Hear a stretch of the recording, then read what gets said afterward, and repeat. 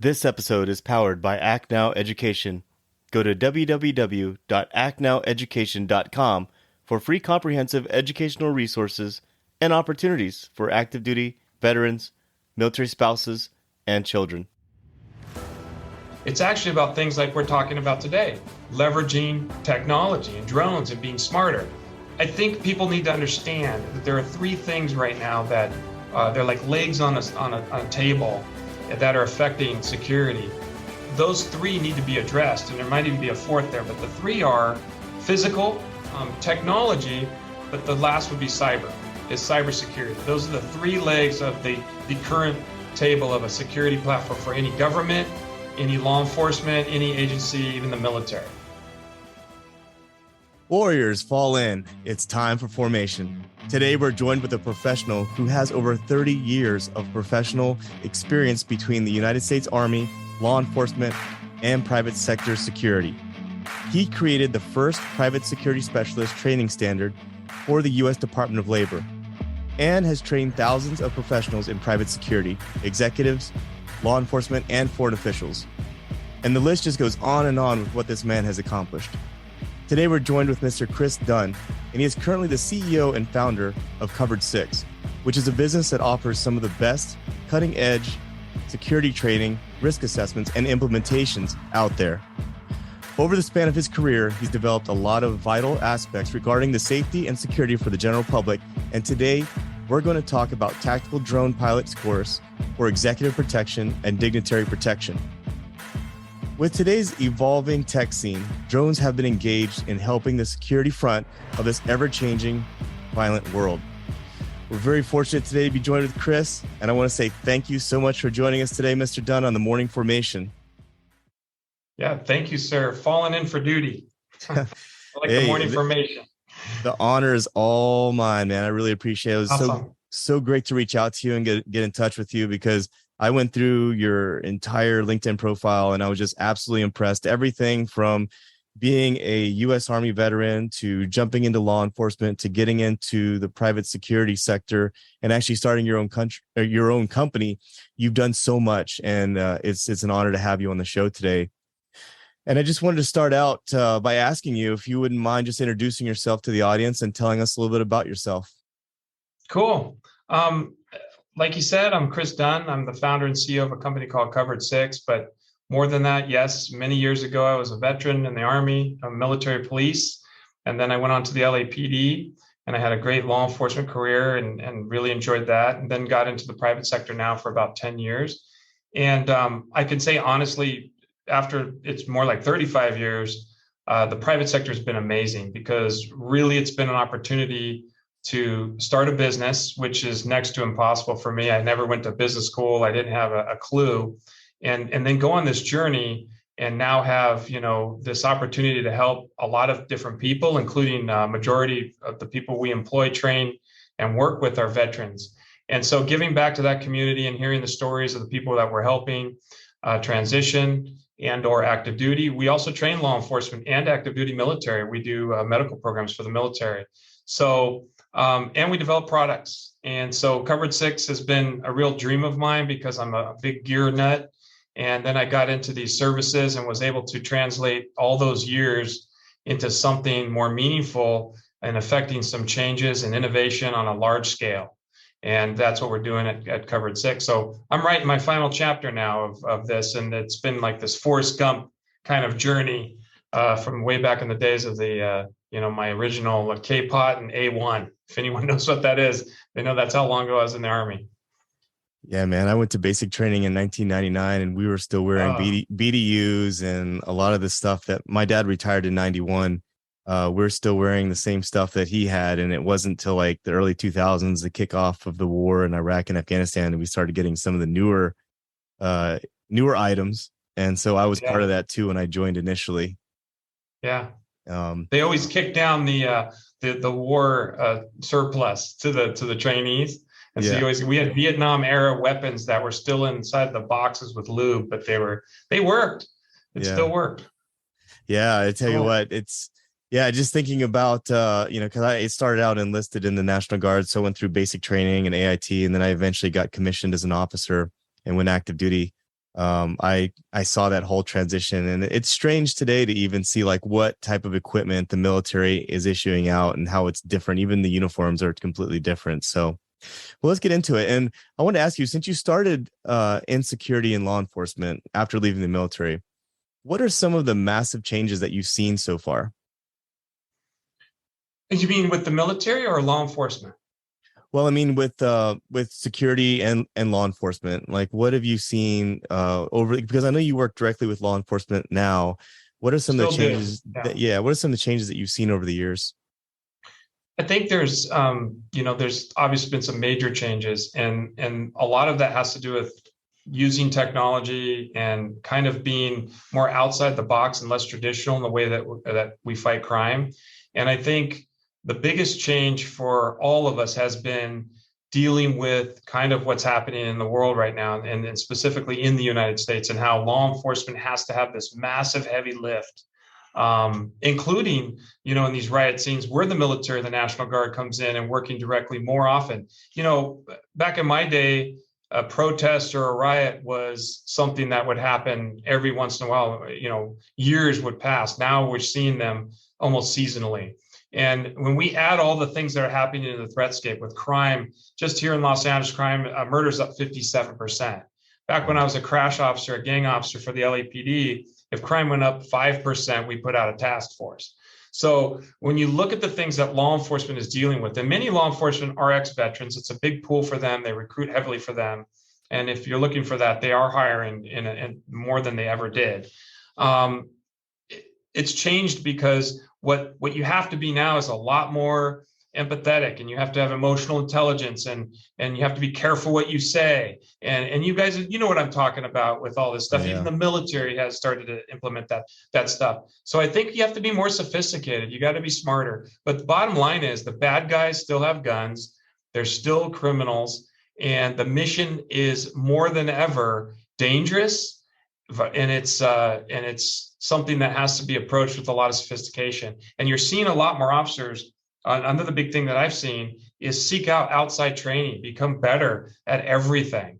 We have a lot of police officers that pay for their own medical training, take a life, save a life. We have officers that come in, they buy their own equipment, they're buying their own ballistic stuff, and they're not waiting to get issued, because, we all know how issue is, but the investment that they're making is for themselves and their partners.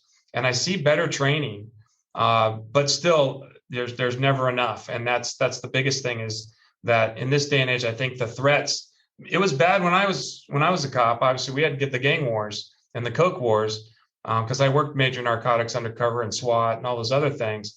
It was rough, but now it seems like it's rough with a whole nother layer of issues. And we're using a lot of technology on the good side to fight crime, which I think changes the game, where we don't even, have to contact people. We can follow them around, like you said, with a drone, use cameras and identify them, and then hit them with a warrant. So things have changed for sure.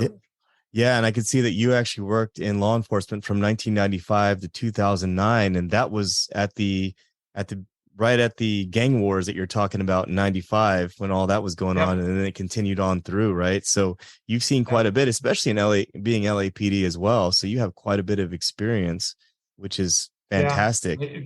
The people know what Crash and the movie Colors, back in the gang wars when gangs first started, and all gangs actually started here in Los Angeles, the ones that we know of today, the Crips and the Bloods and the Hispanic gangs. But what we have now, believe it or not, is we have people coming in from outside other countries. When you're talking about the what we call the Chilean burglars that have hit it all up and down the coasts.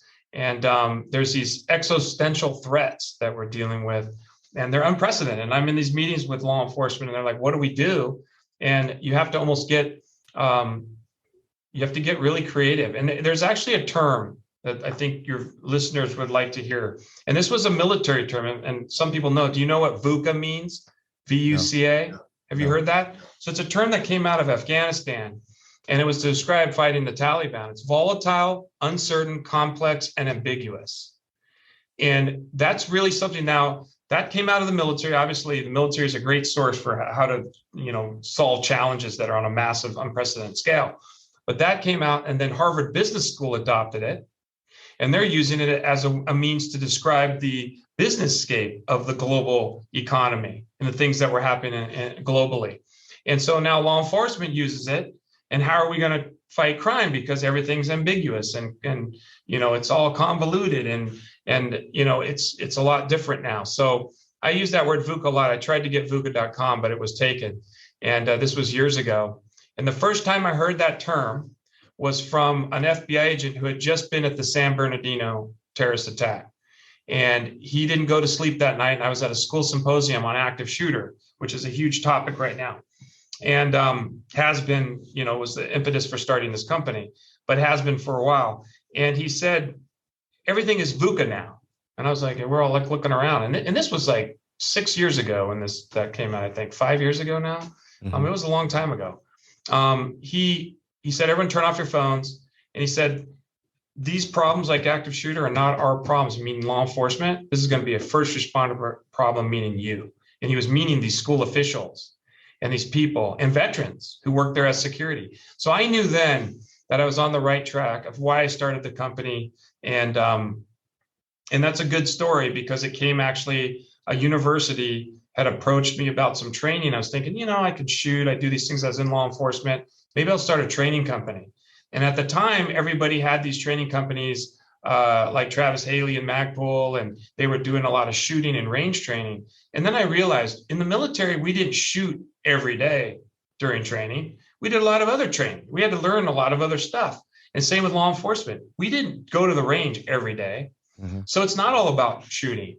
It's actually about things like we're talking about today, leveraging technology and drones and being smarter. So I can tell you this, longer story. I digress and I get going. So you got to cut me off, man, and keep me in check.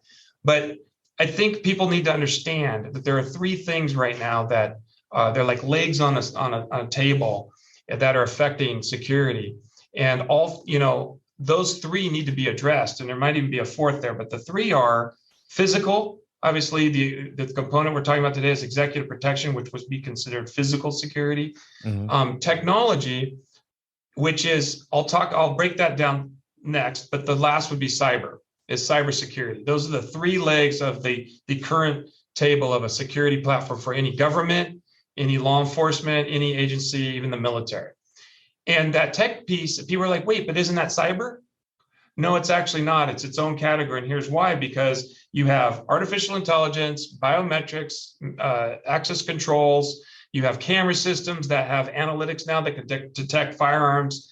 And most importantly, what I think is emerging is you have drones and you have these autonomous abilities to collect intelligence. What the military has been doing successfully for years is now going to translate into the private sector, but the private sector just hasn't figured out how to implement it yet.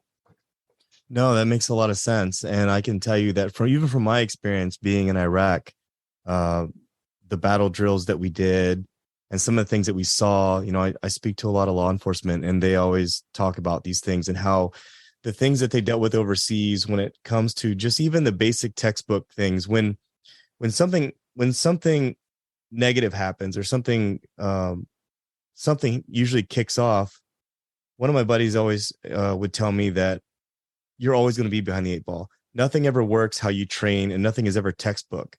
But in general, if you train those battle drills similar to what we train in tactics, it's almost like an orchestrated event when it comes to your team doing something that's generally the same in real life. So what I'm saying is when the crap hits the fan at the end of the day, if your team has been training tactics, your team will never see something a scenario that you would run in training. It's always going to happen sideways, and adapting and being flexible to those things is something that he said that being in the military and specifically in combat has honed his skills now working as a law enforcement officer. So a lot of what you're talking about makes a lot of sense when it comes to the battlefield to what's happening here and learning those TTPs and those tactics on how to overcome those unfortunate situations to make them at least a winning situation or the best outcome situation. So that makes a lot of sense. And just from your background in general, I could see why you would start this company. And since we're talking about your company, would you mind talking to us about Covered 6 and what the academy entails, as well as the type of training available and your overall services. You guys cover so much. Yeah, and so it's a good question because initially, all I wanted to do was a certain type of training. I wanted to do tactical training. It's like, I spent a lot of time on a team, and I thought I could bring something to the security industry with that because of active shooter. But then I realized very quickly that we needed more. We needed almost like a college that could approach these things from a standardized way, that we could offer these courses that were compacted and they were quick to get people into the job force, much like apprenticeships from the Department of Labor. And that's why we have the apprenticeship program. Because, take Iraq and Afghanistan, for example. We had veterans that had been deployed or in combat for off and on for 10 years. Oh, and still to this day. So for over a decade, it's the longest war in history. I don't even know how long it is now. And if we're even still in it, we probably still have people doing something over there, And so with those deployments, you literally, World War II was like 4 years. And it was these are quick kind of theaters, even Vietnam was quick. But we had the longest war in history. You have a kid that goes in, like I went in at 18. If you spend 10 years, you're now 28, you have 2 kids, you drove a tank, you come out, and the first thing they tell you is you got to go to college to get ahead. So that's another 4 years. Now you're 32 years old, and you still don't have anything that equates to what they would say is, experience working at Amazon. And so I see a problem with that. I see a problem with guys that come out and gals that don't really have that direction and are like, hey, maybe I don't want to go to college. Maybe I need to get to work, and then I'll figure it out, because I think college is a great thing. But I think you should go to college when you know what you're trying to get and get specific training. You want a law degree, go to law school. So I knew early on that maybe we need some specific training. Now, the security industry was a mess. When we looked at active shooter, we started doing assessments. When we started the company, I had a university that was my first client, and they were like, hey, can you come in and bring your expertise and look at what we're doing wrong? They had to create their own SWAT team, because the local law enforcement base, or what we call it's kind of their outpost there, they're away from the station, had shut down. And so there's going to be a 20-minute response time. Now we know it's 5 to 7 minutes for an active shooter. So we had to create a company that provided better, easier, accessible training, less cost, not college, but get the college funding. Well, initially we didn't get it, so I just did it on my own. And we started training active shooter, we started training medical. But now Covered 6 has evolved into a full-fledged, we're a vocational school certified by the Bureau of Post-Secondary Education, the DOL, the Department of Rehab, and the DOD. And now we're going for a full advanced certification so that we can offer college credit in any state, and we can move around, because we have 5 programs now. We have physical security specialist, we have executive protection, we have cybersecurity 1, 2, and 3. So we have more than 5 actually, but those are 3 subsets. We have technology integration, and just got approved wildland firefighter. And so wildland firefighter, it's like, what? But what happened was we were doing security during the Woolsey fire. Everybody ran away, and the fire department left and said, hey, we don't have enough resources. So I had security guys with hoses saving people's homes. And so I realize now this private-public partnership model, privatization, is going to be the future. So I started to create that with the training. Well, along the way, people even asked me this, like SpaceX said, hey, can you take over our security and provide veterans that are trained out of your schools? And so I started to do that. We started to get into services, and now we have everything from high-end restaurants, hotels, universities, communities, cities, municipalities. And one of the most recent thing that I'm really proud of is our public-private partnership with the Beverly Hills Police Department to deploy veterans on the street, armed, supporting the police department and even answering radio calls. It's pretty incredible. And we're supporting them and even in riots. We provide medical rescue, riot control. It's just been incredible. And then 6 new officers just went in to do what we call virtual patrol, which is to use drones and cameras to support and provide intelligence, just like the military does with their drones. No attack capability, obviously, but to use the intelligence gathering for the boots on the ground so that we can literally track suspects and follow them in virtual pursuit. And it's incredible. And so we are seeing the drone capabilities already being used by an actual city. And there's about 3 of them around here that are doing it. It's working well. Wow, that's absolutely outstanding. And with that being said, you're talking about the training, but what is that also include the academy as well? Do you offer an academy for folks to get into if they're looking to get into security? And do they continue on and provide services through Covered 6? So the academy is out all 5 of those categories. So we have an academy for cyber is 5 weeks. We have a 5-week executive protection. And yes, they either work for us, but we want jobs all over the country. So we've partnered with major employers and people we think have higher standards and higher pay. For instance, is who referred me to your podcast is Nick Duchesne of Crisis 24. I'll give him a shout out because they're hiring and looking for veterans, and they have open jobs all over the country for executive protection.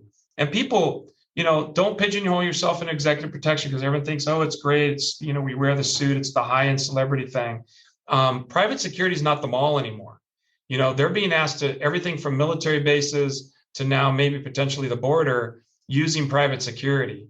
And so we already transport, I think even, the U.S. Marshals uses private contractors to transport personnel. The private sector and private security is not the mall anymore. And so those programs are an academy, and we work really hard, and we have a requirement in this company right now. And I think our placement rate is 80%. So we work really hard for that transition. We don't want to just give training. I'm not going to, talk bad about college, but college nationally averages about 29% placement into a job. And my job is not to get the best job. It's to get the veterans started so that they can get on their feet, build their resume, build experience, get promoted, and what we call that upward mobility track. And a lot of times we get vets who come out and obviously, been through combat, had some bad times, and they're kind of down on their luck. They're living in their cars. I've encountered homeless vets that need just help. So I provide sometimes free housing.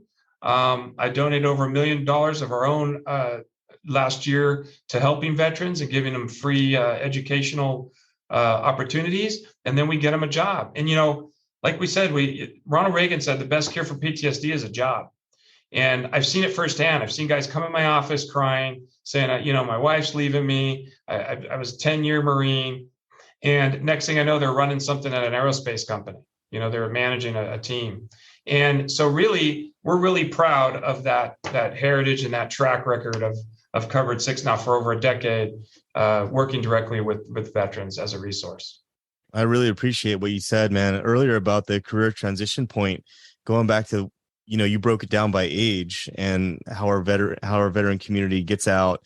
They're at a certain age, because I've ran into that before myself, where I had a great interview, was talking to a recruiter. I think it was in like maybe executive sales or something. And I had a great interview, talked about my leadership, my time in the military. And at the end of the day, they were looking to pay me as if I was an 18-year-old kid, for a 20-year-old kid just applying for the first time. And I was almost 30 years old. And I thought, crazy. that's, yeah. And it's just like, well, yeah, I don't have the experience for that. And what you just mentioned was, veterans not being given an opportunity, and as far as needing a job.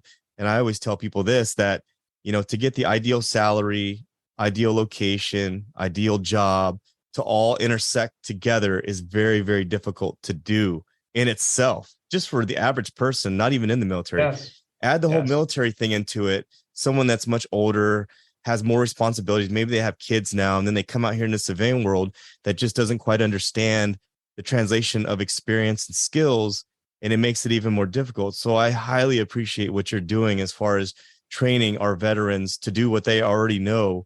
And that's a lot of it is thinking on their feet. And a lot of the tactics and things like that they've already employed, even in the battlefield. I got to say, it's not about just going bang, bang, bang, but it's all about the op order before the mission, planning, resources, understanding like what your capabilities are. I'm sure it's the same when it comes to security as well. It's not just a big guy standing out in front of a door somewhere, but it's a lot more involved with that than that when it comes to the assessments overall.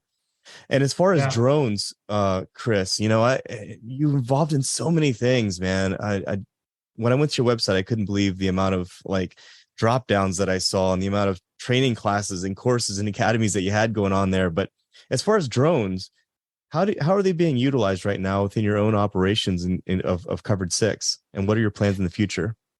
So drones 100% are going to play a large role in the future. And why they haven't, I actually don't know. I know some of the things I could say. We were talking earlier about pros and cons when we first started. And,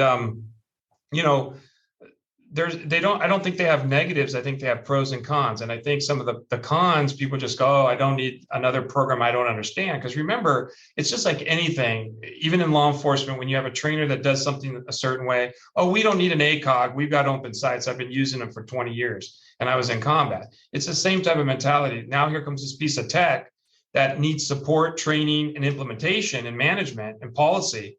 And it's just another job. But there's no doubt that they're going to play a role. They're going to play a role with Amazon deliveries. They're moving forward with their program. They've been testing them. They're going to play a role with everything from the weather to fire spotting, which they're already doing, to live interaction during civil unrest. So drones are being used, but there's no real opportunity. You have to become a police officer first and then get on a drone program there and hope that program doesn't get disbanded or gets promoted by the chief. So there's really no drone training out there that has been specifically for getting a job. And so what I wanted to create was, and I'll get to how we use them or I'll do that now. The reason I knew this would be important, it's kind of been the way that we've developed everything here is I'm not a business guy, I don't have an MBA, but I like supply and demand. If I see a need for it and there's money behind it, I'm going to create the people that are going to do it. And veterans always fit that bill. They're willing to learn. They think outside the box. They're available in their lives. And one thing is they're motivated to work on a team. And their mindset has always been like, I'm going to help somebody, not necessarily for pay, because everybody knows you don't get rich in the military. So, same with law enforcement. You do the job because you love the job and it happens to pay your bills. Right. That's kind of the way we got into it. If you get into it for anything else, you're just driving for dollars, but the passion and the purpose is before the profit.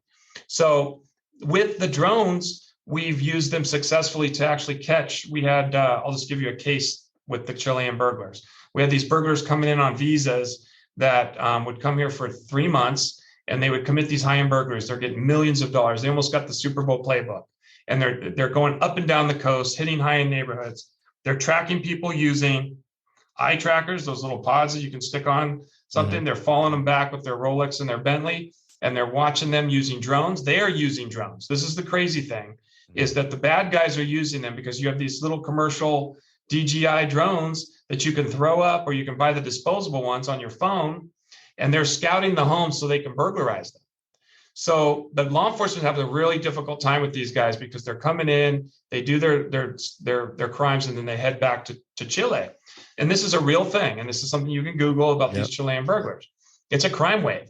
So the way we caught them was, I told this particular city, I said, you got to turn us loose. I've got veterans. This is what we do. We know how to set up observation posts and choke points. And we got on the trails because they were using urban interface. So what we did was electric bikes to be quiet, thermal imaging on the ground with guys, and they're ready to take care of business, and drones at night. We caught them the first night. We're the first security company to actually catch a group of Chileans. Then we caught them the second night. So eventually we had the city that was crime free. They had 18 incidents in the month before. So we were able to prove this point. Now we've done it successfully in other places. But there's an example of using a military model, intelligence and technology in the sky, boots on the ground, choke points and geographic advantages. And it's basically a military operation. And law enforcement, we did things like that in specialized units, but we really didn't do it in traditional law enforcement. Like the patrol guy, they get a radio call, they drive to the front of the house and go, hey, what happened? Well, they ran out the bat and they used their urban interface to exfil. So you don't, how are you going to catch those people? They know what law enforcement does. They've patterned their enemy. So we just thought outside the box, and we weren't there to replace law enforcement because we actually were getting so good at it that the sheriffs gave us a radio and they said, hey, we're going to work together. And they would do the heavy lifting when they went in pursuit. And we just spotted them, put them on target. And that's a classic military operation, like a forward observer type. And then eventually we'd run into them. And I had some Marines, they're so excited. They're on leave and they were working for us. They're in the Guard, so they go back and forth. They tackled them, and I said, "Good job!" And they got high fives. You know, the city was so happy that they tackled these burglars, and they're like, "Man, I want to do this for a living." And I'm like, "Well, when you get out." And so one of them got out from 29 Palms, and now he works for us, and he's out there full time. And that city went to 0 burglaries. So drones, they also play a role. We're using them for fire. So part of our fire program has a drone certification as well. So our tech integration is drone operations, GSOC / what we call in the civilian world is fusion centers. We're using drones with the 107 licensing and the way to use them in urban environments. And we're using them also in our fire for fire spotting and fire trajectories. So we have 2 applications that we're teaching. Wow, that's incredible, man. You're really thinking outside the box as far as the utilization of the drones. And it sounds like Covered 6 is certainly a force multiplier when it comes to helping the first responders do their job. And that's something that we definitely need today is someone out there to do that. So you offer those 2 types of specific trainings, but you mentioned before the interview that you were starting up a type of training that was going to be the first of its type in the United States. Was that one of them? That's one of them. And believe it or not, and you're not going to believe this, but I still can't believe it. There is no program that we could find that was at any enterprise level to teach an individual how to use technology like what we've been talking about, including the drones, the GSOCs, putting in the cameras and monitoring networks. And so we had to create it.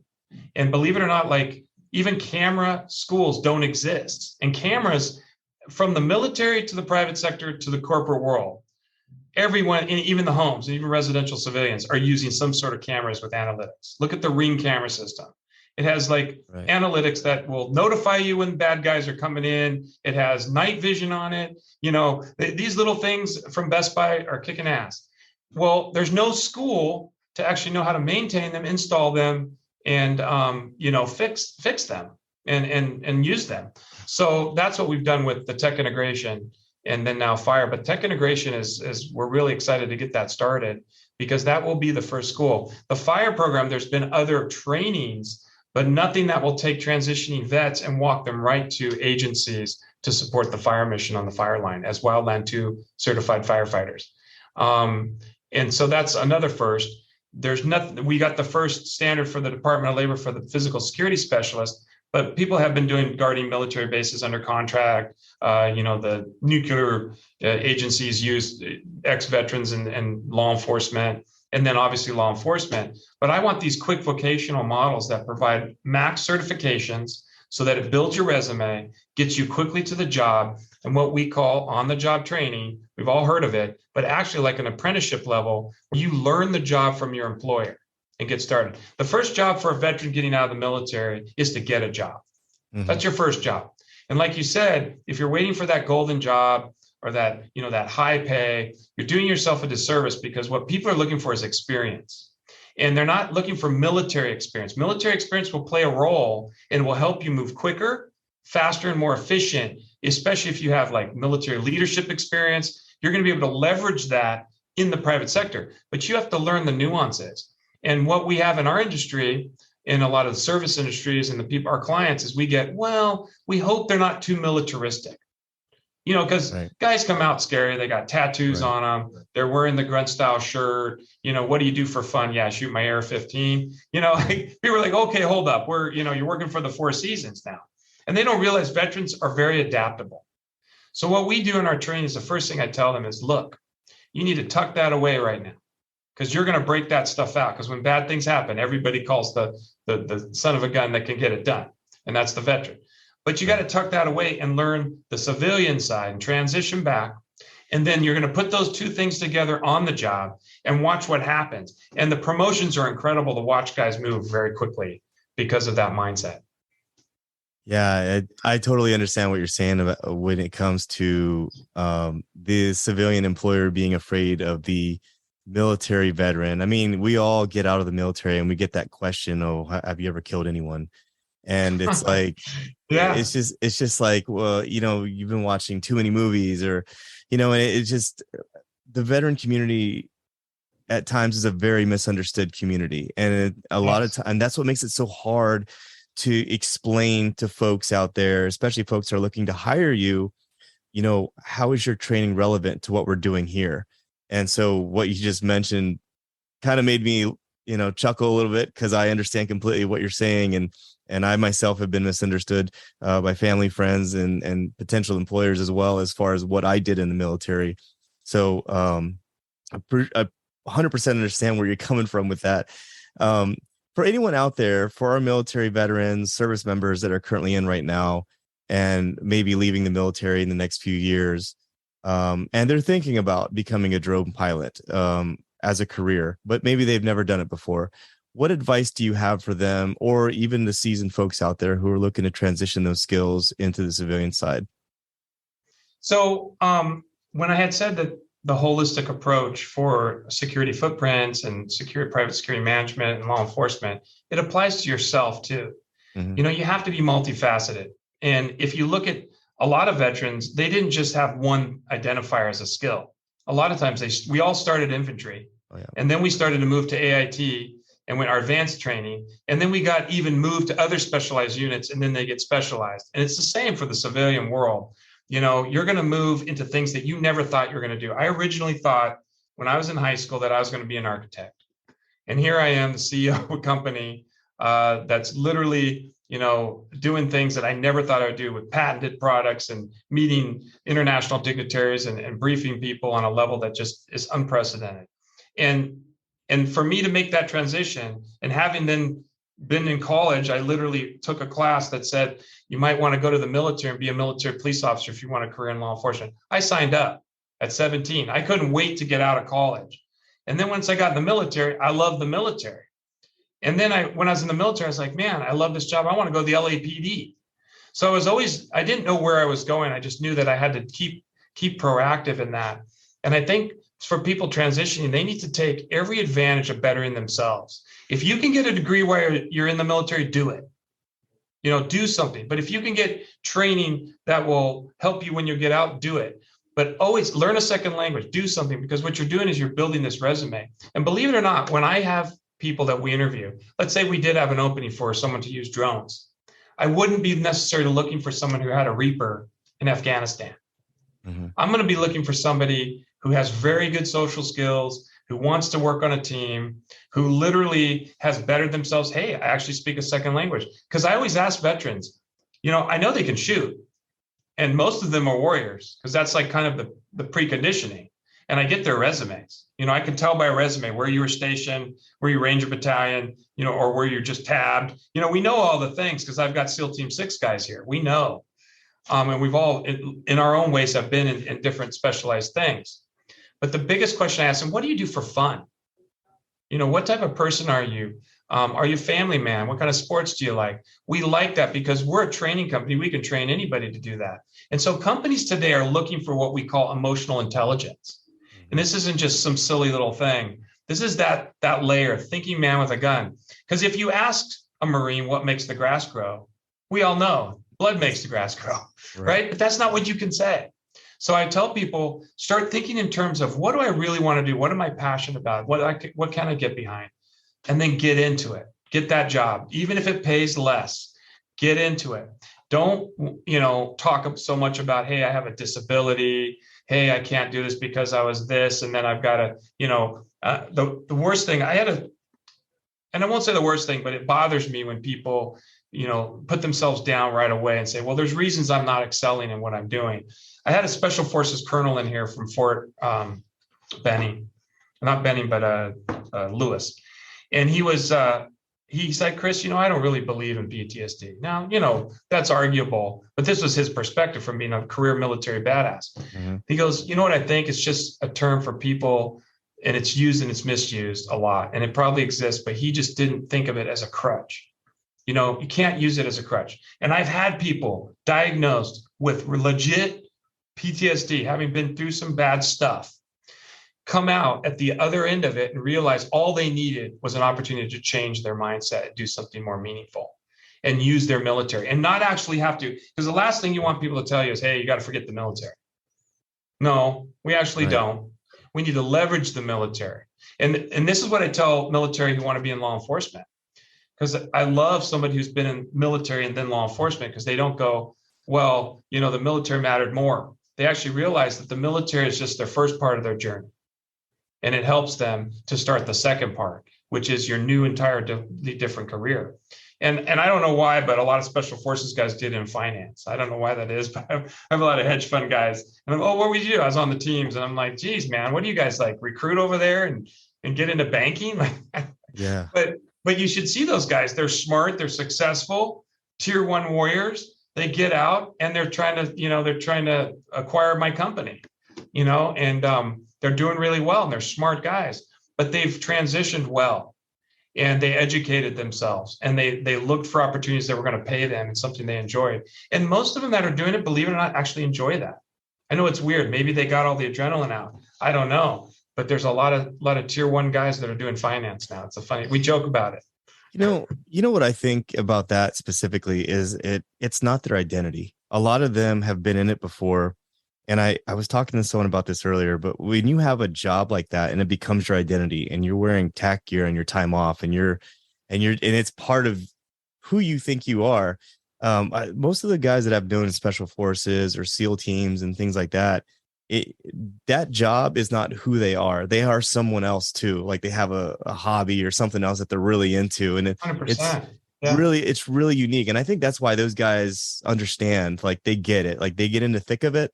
But at the end of it all, when they take that uniform off, they're someone else. And I actually had a really, really interesting conversation a few months ago with Medal of Honor recipient Earl Plumley. And he's just a very down-to-earth gentleman. And I was very fortunate to interview him for the Morning Formation podcast. And I find a lot of the guys are just like that, where that job isn't necessarily who they are. It's just something that they do.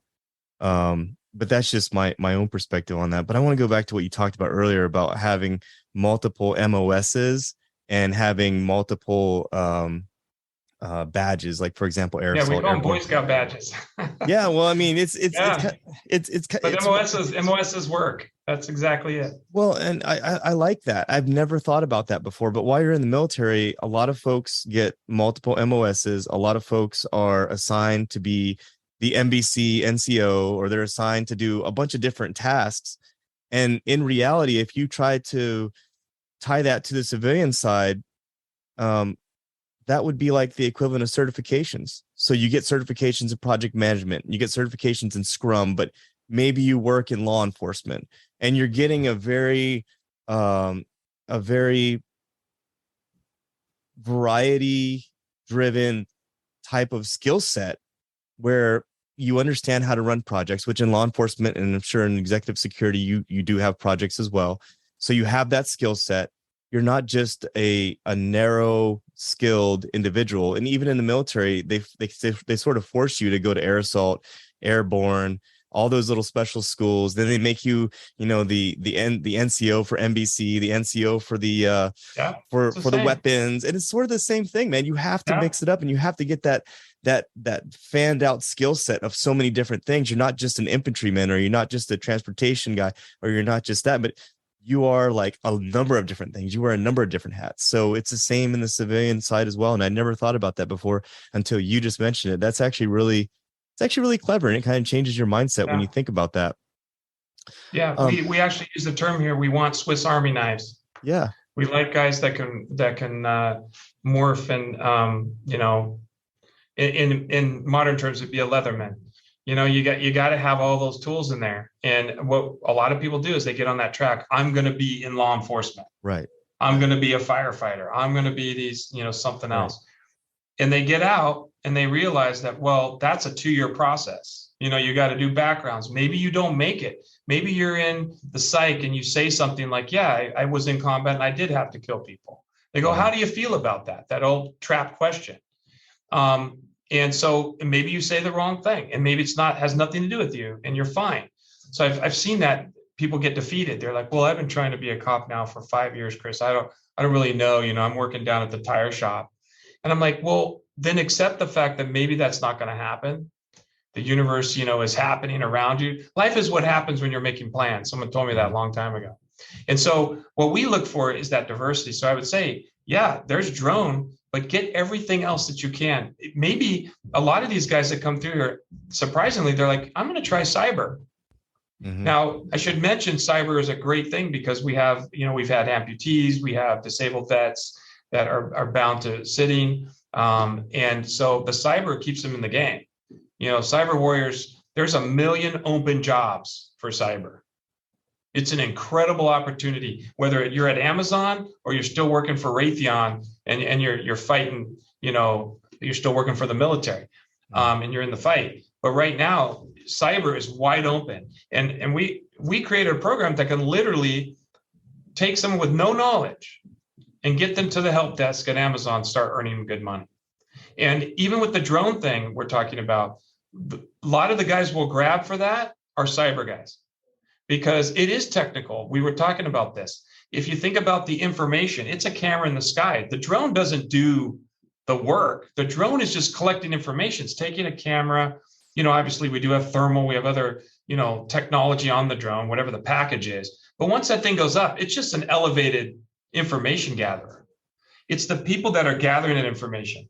If you're sitting in the talk, what we call a fusion center in the civilian world, and you have to have people, and you don't have all the military people you have in those command centers. Like you have a minimal staff, maybe 3 of you or 1 of you or 2 of you, or with the guy in the field running the drone.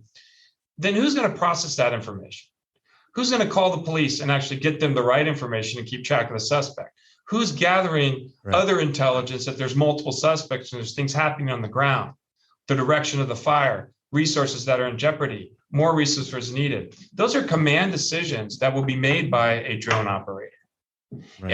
And you don't need a command officer to do it. We have regular guys that we would consider, your entry-level guys doing stuff like that because they're trained to do it. But their mindset was, I'm smart. I was an infantryman. Now I'm a tech guy. Not, stay in your lane, man. Right. I'm gonna wear 5'11" for the rest of my life. Right. And I'm gonna either get a job as a firearms instructor, or I don't know what I'm gonna do. And I always tell them anything's good, but always give yourself a different track and look for something that has upward mobility. Where is the next job and the next job after that? And what are the odds of you getting it by what you're working on? Yeah, I mean, there are no one-trick ponies. No. And I love how you set up Covered 6 as far as being that diverse skill set for many of your folks out there. And just out of curiosity, approximately how many people do you have working right now for Covered 6, and how many of those are veterans? Right now, me personally, under our company and our banner, with even camera installers, is 200, and we have 16 contracted. Well, more like 20 contracted instructors that come from all over the country, all veterans, that are all levels of in all branches. And that's the one thing we are here, is it's all branches, and even some civilians. There's civilians that bring incredible amounts of experience to the table, and they mix in with the veterans and they bring programs. I'm big on reversing the triangle. That's normally, I'll use people can see it. You think of a triangle, you think of an expert at the top of that triangle. And this is the way we did it in the Marine Corps. And this is what we do. I'm a gunny, and we teach you this way. Well, I've reversed that triangle to have all the experts at the top from every agency, law enforcement, military, civilian, corporate, Four Seasons, whoever, down with the veteran at the bottom, so that they can benefit by all that knowledge in that reverse funnel. That we're not teaching you doctrine, we're just teaching you something that can maybe help you universally, principle-based learning. Even the way we approach our firearms programs and everything, we've reversed that model. Not because we did it this way, this is the way you should do it. This is the way most of the industry does it, and we're open to suggestions, always a white belt. We're always learning, even when it comes to defensive tactics and executive protection, all the other things. We are pulling from everyone in the field constantly. And the reason I did the services, and I continue to do them, as difficult they can be sometimes dealing with celebrities and corporations and liability, is how do you stay relevant? As an instructor, and if we're going to teach this, if we don't have people in the field, I require all my instructors to go out and work in the field. Even if they've been with the State Department EP, Special Forces guy that is Craig Ramsey, who's running our EP. He just went back to the field, and he's taking an EP job to get back into it. He taught for 3 years at Covered 6, and he was going back he's number 1 at state on the AMBO. And What a guy. And the reason that we hired him, he came through our course. This is a guy that worked number one with Blackwater at the State Department, PJ and Special Forces guy. And he comes to a Covered 6 course because he wanted to see what the civilian side of training would be like, because that's where he's at. Now, that's a real operator who looks at his environment. So I'm going to train for this environment. And so when he came through, I said, man, you need to work with us. And then he's been an advocate and instructor for 3 years. And just recently he wants to get back in the game. He got an offer he couldn't refuse at an executive protection detail in Colorado. And he lives across country. And what they're doing now is they're shipping guys around. They'll actually pay you like a military style deployment or contractor model where you go out for 3 weeks to 3 months, work jobs, high pay, and then head back. And this is happening in the United States. Wow. We're shipping people around. I'm looking to build right now housing and barracks so I can bring guys in to fight fires, work security, work protests from other states and fly drones, whatever we need. With mobile, we want to build mobile drone units so we can have mobile command posts and put them on problems. Like, so the stuff going on here is just incredible. And the biggest part of all of it, and then here's another story. I was in a symposium for cyber and technology in Beverly Hills 2 years ago. And a CIA guy was presenting. There's probably like 500 people in the audience, tons of experience from the agencies, everybody on down to the private sector, Dell, every company known to man. And the CIA guy goes, is anyone in here developing talent? And nobody raised their hand but Covered 6. There's only one company that thought, because we all have the same resumes. Everyone, goes on LinkedIn and they have all these resumes. I did this, I did that, I did this. But what companies are actually developing talent? And so the veteran that trains and invests in himself, when they get to sites, we've even seen this with our graduates, they'll get to the site, they get promoted in the interview. Now, how is that even possible? Wow. First, you were just trying to get the job, but they throw you a promotion because what they had was the first veteran to walk through and go, I did all this great stuff in the military, and half of them are from the military. They go, thank you for your service. Awesome. But the next part of the conversation is all the crap that I did outside the military and what I've done to better myself, prepare myself for this next leg of my journey and how I'm going to benefit your organization because I did this. You're hired. Do you want to be a supervisor? Because, they've got 100 guys that have the same resume. Right. It's got all those little acronyms on there from combat lifesaver on down, all those schools, but nobody has those civilian schools. And college is usually that replacement. Well, I did go to college. Well, guess what? It still doesn't give you a specific degree to what we need you to do tomorrow. Right. So that attitude of going in there, hey, I'm willing to learn. Obviously, I have a lot to learn, but I can leverage my military. I can leverage my civilian training. I am ready to benefit this organization. That's the guy we want to hire. And they'll do all of it. You're 100% right. And it's not just about college anymore. It's more about the certifications or the extra training that you're getting that actually describes what level you're at. And I was in an interview once, I've mentioned this before, where I think that day we had 6 veterans talking to a recruiter, and they requested our transcripts. And so during that interview, they specifically had gone through my transcripts and they looked up specific classes that I took, and they asked me, so it looks like that you took this class right here, and it looks like it has something to do with this position you're applying for. Can you talk to us about what you learned in that class?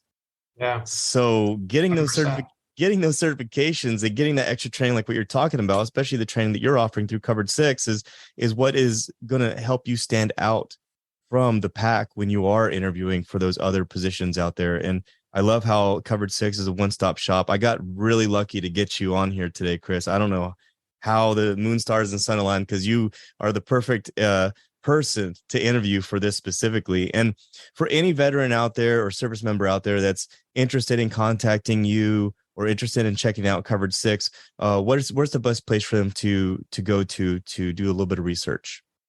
Straight to our website at www.covered6.com. And quickly you'll be sent off to portals for different various agencies. We've had cyber, NIST, NICE, DOD. We're certified and kind of vetted. And we spent the last decade kind of being quiet. I didn't do, podcasts or anything. And now our job is that now that we've proven this model and we have some real numbers that we can fall back on and some real results and some real jobs available and some relationships with these big employers, now we're going out, and that's how I got to you was, Crisis 24, again, I mentioned that it's largely ran by veterans. It's largely staffing veterans. It's Guard World is the parent company. These people are all over the world, and everything I'm talking about, from even drones, they're discussing right now and how they're going to implement this in their world of protective services. And they have massive amounts, thousands of jobs. They would love to have veterans, and they're the types of relationships that we're big on. People like Nick Duchesne, who's been on your show. Yeah, I'm very fortunate to get connected with you through Nick. Was very fortunate to have him on the show as well, because he was a huge plethora of knowledge when it came to executive protection. Him being an executive back then was with Gavin DeBecker, and now he's with Crisis 24. So Chris, just to final out the show, man, you've had so many great points, and you covered so much today that I didn't even know until speaking to you. What final advice do you have, or what message would you like to send out there to our military community regarding whether it be drones, executive protection, or just anything in general? What would you like to tell them? Across the board, there's one thing that we get consistently with veterans, whether they either come to us for various reasons. Some of them have exhausted their GI Bill, and I still give them help and figure out a way forward. Is I tell them, don't listen to the noise. If you find, and this is like maybe a cheesy, contrived business motto, but you've got to be self-accountable, take a responsibility for your future. And what we find in the military is we were given our clothing, we were given our orders, we were given our shelter. We did everything. And it went on for a long time. And a lot of that goes through your developmental years. And it becomes like, this is the world, and I might be here forever. And God bless, thank God for career military people. But if you're that person, it's like, well, I did 5 years, but now I got to hit hometown. You got to start thinking that you're coming out, put it in check, get a job, get going, get some training, keep investing, put your head down, bootstrap it, all these terms that people say, and don't listen to the noise, because you are 100% in charge of your destiny. And once we get people on that track and they start making money and their families start feeling better and they're feeling, we get this a lot. It's like, well, I wanted to join a team again. I missed the military. And I'm like, that's understandable. So look for careers that have that esprit de corps. They actually have a uniform. Law enforcement for me was just an extension of the military. I went from one uniform to the next, and we had our academies were, the same thing. We were calling cadence and marching around. So I didn't know the difference. You just get paid more. And so if I hadn't had that, I would have found something else that I wanted to apply myself to. But you're 100% accountable, and you can't say, well, it's not because I didn't get this benefit or I'm not getting this. We hear a lot of excuses. And I know maybe in this new world that's something that we do more, as we complain. But if you put your head down and you start working, the next thing you know, you look up and you're successful. And that happened to me. I literally just put my head down, and in a decade looked up one day and had reached a point of success that I never could have imagined when I was back in basic. And I just always wanted to be in law enforcement. That's why I even joined the military, was to be an MP. And all I could say to people is, and you just, like Forrest Gump always said, you don't know what you're going to get. Mm-hmm. So you've got to diversify. But attitude, and accountability are everything. 100%. Yeah. Well said, Chris. Well said. And what you just mentioned about, given a uniform, told where to go, told where to be and everything. That's exactly, I don't know if you've heard the intro for my podcast, but that's exactly what I say, that in the military, you're given a uniform, you're told what to do, you're told where to be. But what happens when that cadence fades and you're no longer wearing that uniform? Nice. And cadence fades. So you're the perfect interviewee for this show, man. You got to call your own cadence. I like that. You got to call your own cadence, man. Yeah, exactly. You got to call your own cadence. You got to make it happen when you're making that transition, Chris. And I love everything you're doing for our military community, man. And anyone out there who's looking to get into executive protection, understand that there's more to it than just being a bodyguard. There are a lot more developmental things that are involved, assessments, things that actually long view wise and wide view range that you can get involved in. And the first step you got to do is contact Covered 6, go to the website, check out the show notes on this episode, whether you're watching this on YouTube or if you're watching this on one of our 18 different podcasting audio platforms. You scroll to the bottom and you'll see, I'll go ahead and post Chris's LinkedIn as well, so you can connect with him through LinkedIn. And I'll also put Covered 6 on there as well, the website, so you can go directly there. Chris, I just want to thank you for joining us on the Morning Formation podcast today. You've been a huge pool of knowledge, and maybe in the future we can have you on the show again if there's any further developments with Covered 6. Of course, man. New things are coming. It's a whole new world out there every day. Covered 6 is embracing them too, and so pay attention to this company because they're up and coming. And for everyone else out there, I hope you enjoyed this episode. I hope you learned something, and I hope you reach out to Covered 6 for your future career needs. And for everyone else out there, I want you to stay tuned, stay focused, and stay motivated. Warriors, fall out. You've been listening to the Morning Formation podcast. I hope you found today's materials helpful and of value to your current situation. You can connect with me on Instagram at _morning_formation_podcast, or you can connect with me via email at theformationpodcaster@gmail.com. Also, I would like to thank my partners at Act Now Education for their support. Authenticity, community, and trusted is what you can expect from all members of the Act Now Education team. You can link up with them today and learn about some new free educational resources on their Facebook, Instagram, LinkedIn, or at their website, actnoweducation.com.